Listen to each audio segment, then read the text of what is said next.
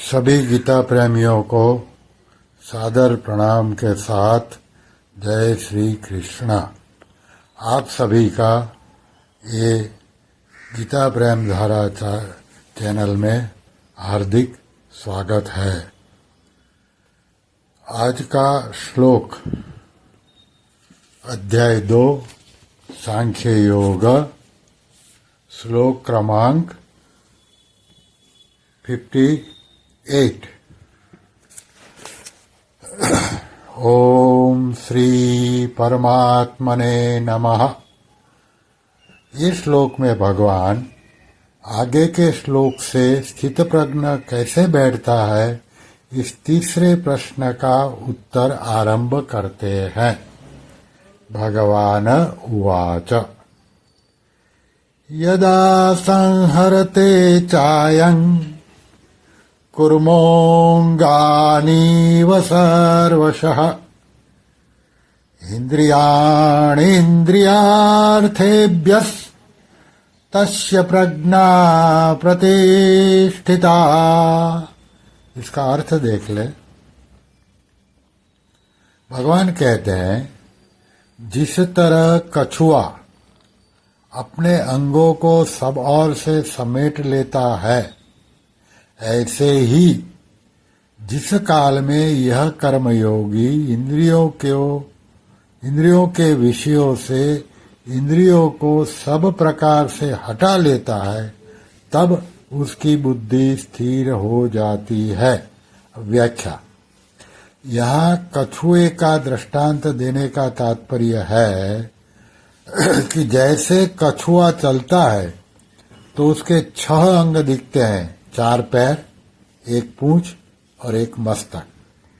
परंतु जब वह अपने अंगों को छिपा लेता है तब केवल उसकी पीठ ही दिखाई देती है।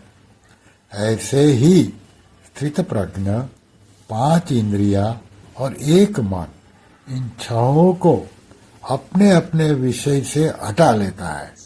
अगर उसका इंद्रियों आदि के साथ किंचित मात्र भी मानसिक संबंध बना रहता है तो वह स्थित प्रज्ञ नहीं होता।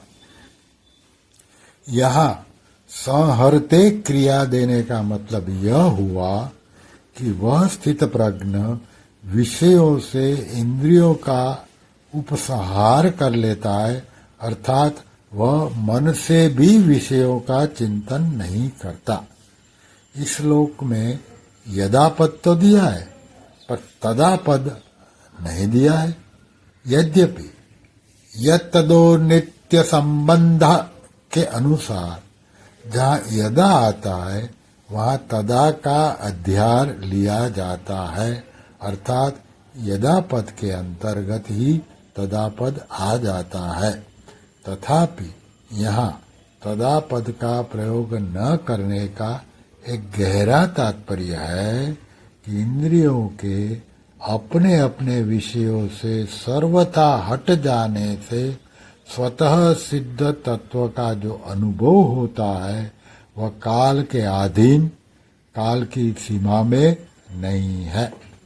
कारण कि वह अनुभव किसी क्रिया अथवा त्याग का फल नहीं है, वह अनुभव उत्पन्न होने वाली वस्तु नहीं है।